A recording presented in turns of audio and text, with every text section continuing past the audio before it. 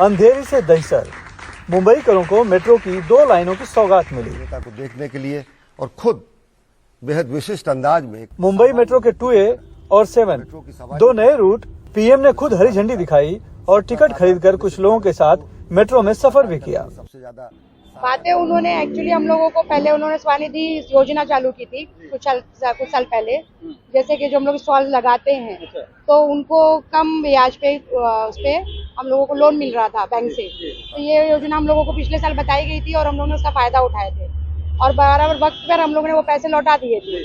तो शायद वो बीएमसी की तरफ से हमारी रिपोर्ट वहाँ तक पहुँची थी कि हमने उसका फायदा उठाया है, तो इसलिए हम लोगों को बुलाया गया था और उससे ज्यादा भी हम लोगों ने लोन दोबारा लिया है। उससे भी वो कुछ थे, ऑनलाइन पेमेंट भी हम लोग करते हैं, वो सवाल भी उन्होंने हमसे पूछा।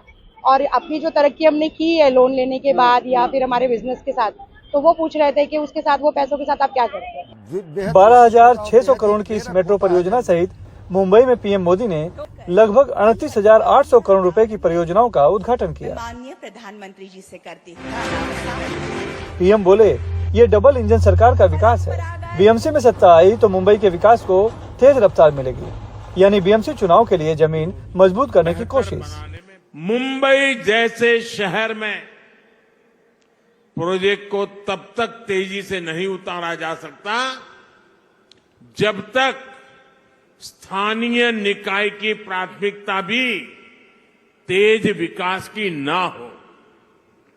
जब राज्य में विकास के लिए समर्पित सरकार होती है, जब शहरों में सुशासन के लिए समर्पित शासन होता है, तभी ये काम तेजी से जमीन पर उतर पाते हैं। इसलिए मुंबई के विकास में स्थानीय निकाय की भूमिका बहुत बड़ी है।